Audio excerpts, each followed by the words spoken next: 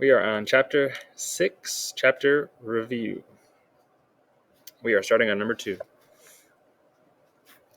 So back in Chapter 6, we started out by talking about rate of change and slope. So for number 2, we're going to calculate the slope between negative 5, 1 and negative 8, negative 8. Slope formula, y2 minus y1 over x2 minus x1.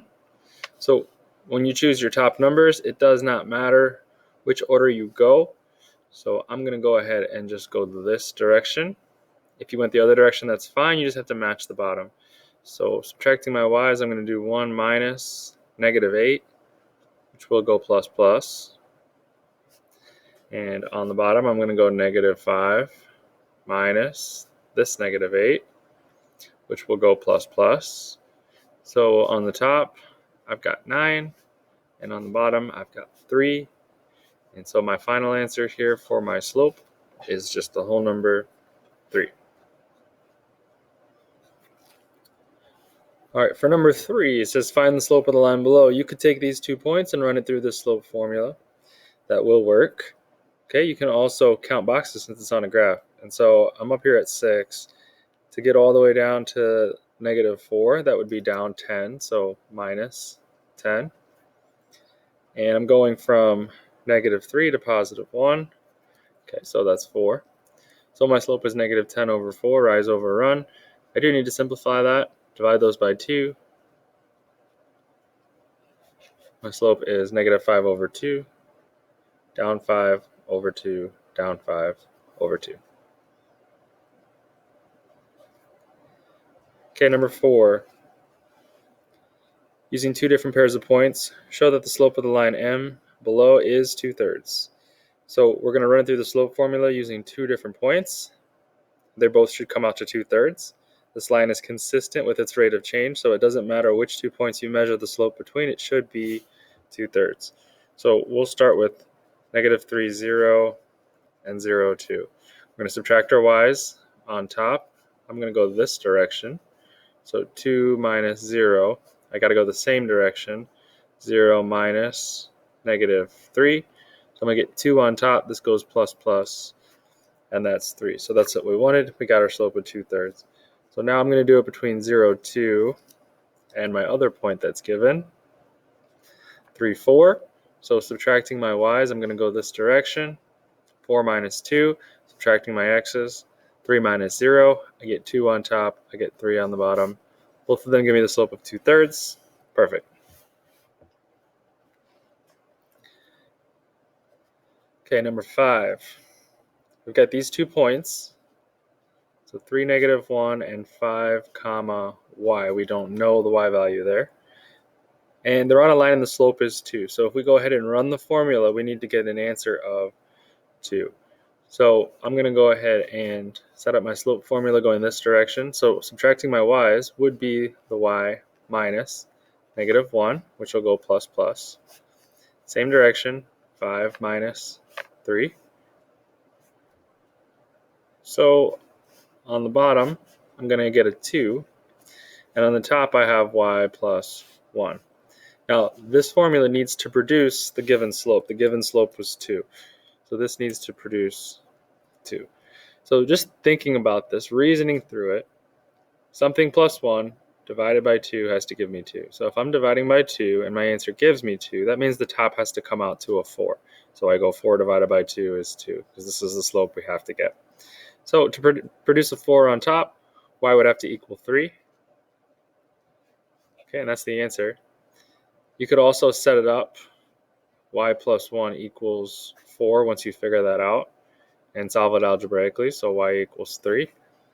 You also, if none of that makes sense, what you can do is say, well, this equals 2, which is 2 over 1, and you can cross multiply. You can always do that. So you're going to have 1 times y plus 1, which is just y plus 1. 2 times 2 is 4. And again, this gets you right back to here where you would minus 1 on both sides and y equals 3. So a couple different strategies for you there. All right, we skipped number 6, going down to number 7. It's given an equation for the line with a slope of 2 3/5 and a y-intercept 7. Now, we don't want to put 2 3/5 in our equation. We don't put mixed numbers usually. We wouldn't say 2 3/5 x. We are going to be using our slope-intercept formula, so y equals mx plus b. So my slope's going to be attached to x.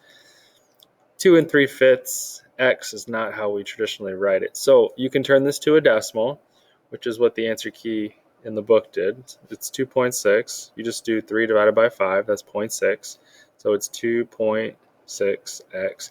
My intercept is 7. The other thing you could do is you could turn this into just a fraction. It's going to be an improper fraction. And we're used to our slope being a fraction, so that would be perfectly fine. So 2 times 5 is 10, plus 3 is going to be 13/5 x plus 7. Okay, and those are equivalent. Either one would be fine, but we don't want a mixed number in there. Okay, number 8, what is the equation for the line with the slope s? So we're still in y equals mx plus b. Slope is the m, so we're putting s in for the slope, so it's going to say sx. Intercept is t, so plus t. Number 9, we're given the point -5, 20, and m equals -0.5. So now we're going to be plugging into a different equation. They want you to find the equation for the line through the given point with slope m. Now, it doesn't say you have to put this in slope-intercept form, so all we have to do is plug this into the equation y minus y1 equals m x minus x1, and we have the equation of a line. So if they asked us to put it in slope-intercept form, we would then have to simplify, but this does not specify that. So we're going to just go ahead and drop everything in the correct spots. So it's y minus the y value of the point, so y minus 20. Slope is -0.5.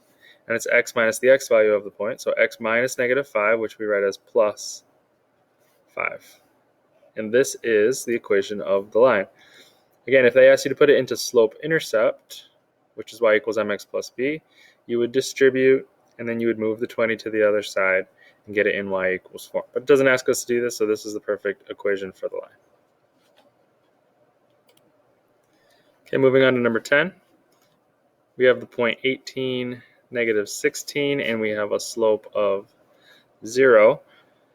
So let's run this through the formula. Y minus y1 m x minus x1. Why am I choosing that one? Because I don't have an intercept, I have a point. So I can't put it in y equals mx plus b because I don't have the y-intercept. I have a slope and a point. So this is the point slope formula. That's what we're going to use. So if I go ahead and plug these numbers in, I'm going to have y, plug in -16, so it's going to go plus 16. M is going to be 0, x minus 18. Now you could leave it this way, but if we did simplify this, it's going to be 0 times all of this. So that's just going to be 0. You could move the 16, and y equals -16. Now, we could have got there without all of this work. If you just think about a line that has a slope of 0 on a graph, okay, a slope of 0 looks like this, where it goes straight across, horizontal. And so those lines we've talked about are always y equals something, and the vertical ones are x equals something. And so if this is y equals something, the y value never changes. It doesn't matter where you go. And so you can see the y value is going to be -16 wherever we go on that line. And so that is the equation of the line. So we could have reasoned through that without the formula, but either way is fine. Okay, 11. We have 30 and 0.25 as my point. Slope is 3, so plugging straight in, y minus 0.25. Slope drops in here, and the x minus 30. It does not specify that this needs to be in slope-intercept, so this is a perfectly good answer. This is the equation of the line.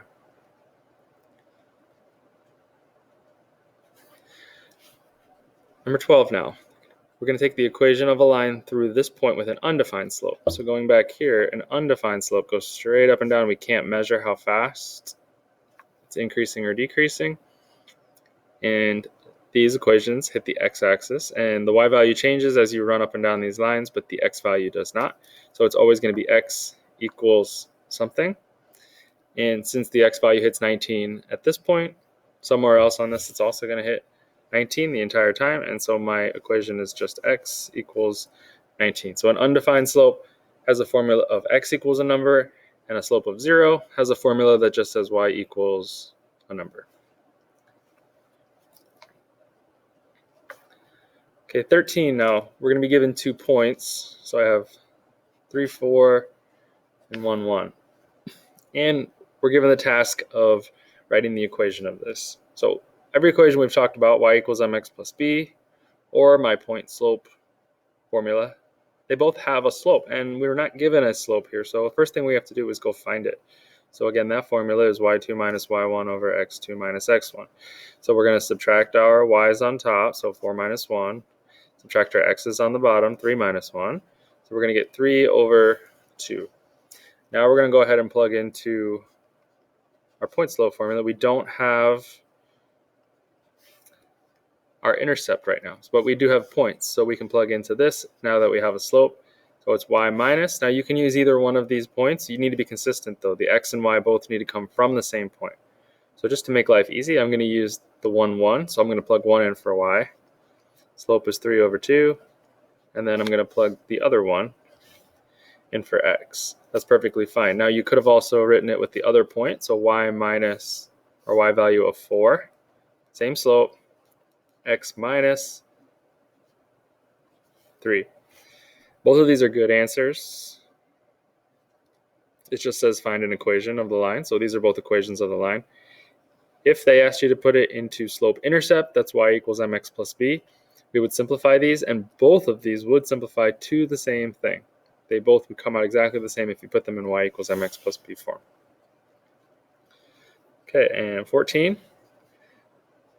Got negative 16, negative 18, and 0, 0. So first thing I'm going to do is find the slope. So subtracting my y's, 0 minus negative 18.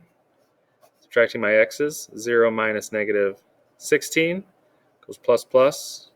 So we're going to have 18 over 16, which I can simplify, divide by 2. So I have 9 over 8. So that's my slope. I'm going to go ahead and plug into my formula, y minus. Might as well use the zeros. So y minus 0 equals slope of 9 over 8, x minus 0. You can technically leave it just like this, but this 0 will drop off. It's just going to be y. 9/8 gets distributed, and you're going to get 9/8 x, and then times the 0 is just 0. It goes away. So this is a good equation as well. But this is perfectly fine. It did not say you had to fully simplify into a y equals slope-intercept form.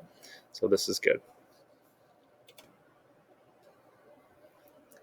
So we're on number 21 now. It says find the slope and the y-intercept of the line. So when we're given an equation in this form, we can identify slope as m and intercept as b. So as we look at 21, it's in that form. Okay, so my slope is just 12, and my intercept, because it's a minus, is a negative 6.2.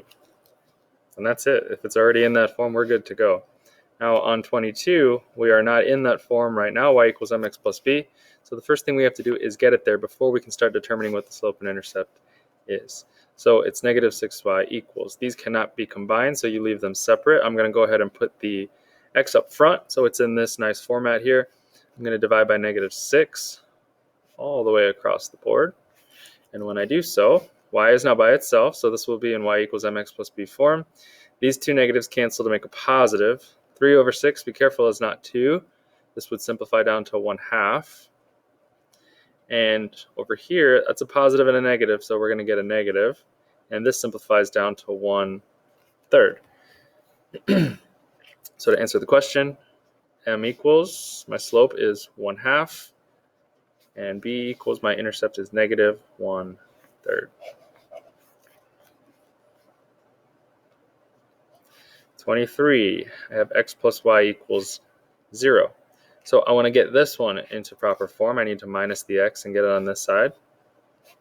So I have y equals negative x, no plus or minus. I'm now in y equals mx plus b form. So my m equals, right here, negative 1. My intercept, there is no plus or minus here, which is like a plus 0 basically. So my intercept is 0. And 24.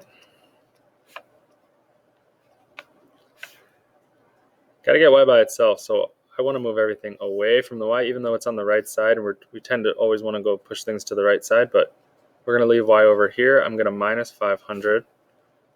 Trying to get it in y equals mx plus b form. Can't put these together, so it's x minus 500. I need to divide by 3. Across the board, this will cancel. Y is now by itself, so it's going to say y equals, you can change the order of your equation here. And then on this side, I'm going to have a 1/3 x, and I'm going to do 500 divided by 3.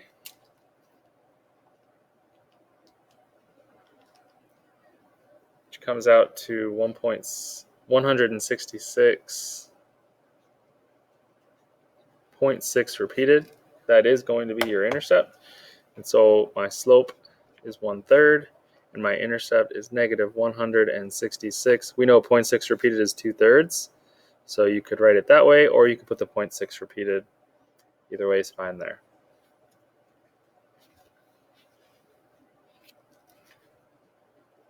Next up on the assignment was 27. Which line or lines have a negative slope? So as you read from left to right, this one you can see, if I go to the farthest point left on it and follow it left to right, it goes up. Same with this one, goes up.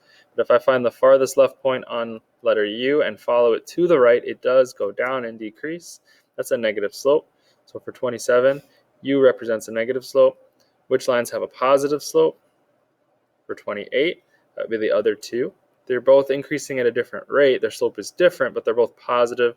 They're both increasing as they go from left to right. So letter L and letter N. And the order that you list those does not matter.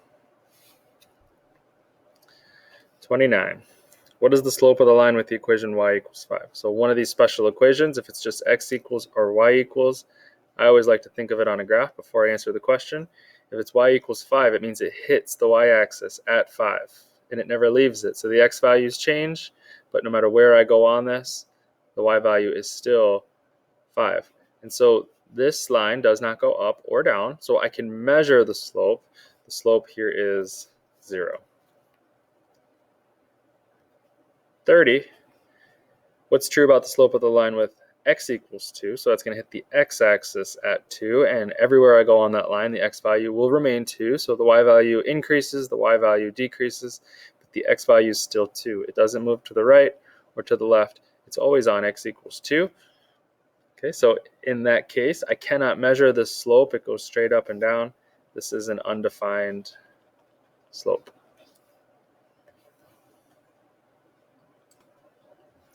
All right, 34 and 35 are our last two questions here. We're going to find the rate of change, which is the slope, and the number of subscribers from 1985 to 1990. So we're going to consider these basically points, our x and our y, and they're in a good order because if this was on a graph, we want to see the years pass from left to right and then see our subscribers going up over time or down over time. And so this should be our x value. So we're going to think about it like that. So when we do our slope or our rate of change, it's going to look like this still. Okay, we know now that they're the same. Now we're just going from 85 to 90. I'm going to go ahead and put those in immediately. Those are my x values, x comma y. So I'm going from 1985 to 1990. I'm going to subtract in this order, so I get a positive 5 down here. Okay, so I know the bottom here. This is over 5 years. So basically, I'm going to find out how much it changed over 5 years, and then simplifying this means dividing by 5. And when you do that, you find out the rate per year. So first thing we need to do is figure out how much did it change over those 5 years from 85 to 90. So I'm going to subtract these two numbers. Now I'm going to put them in the same order that I did my x values. So I'm going to do 1358 minus 1145.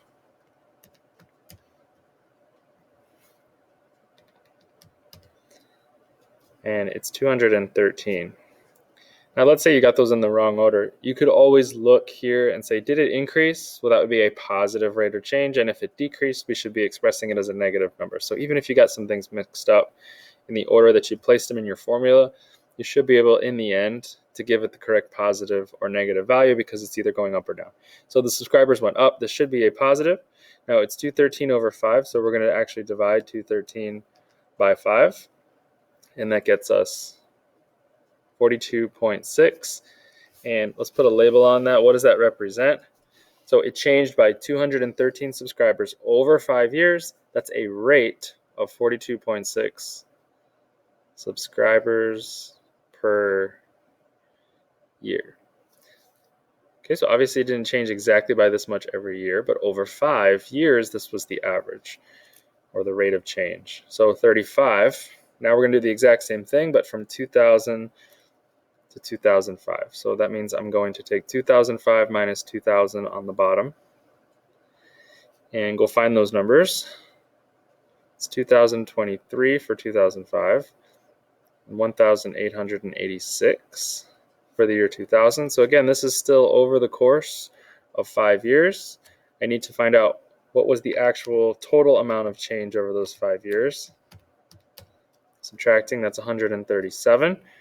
And so that's over 5 years. I need to divide 137 by 5 to find the rate, which is 27.4 subscribers per year.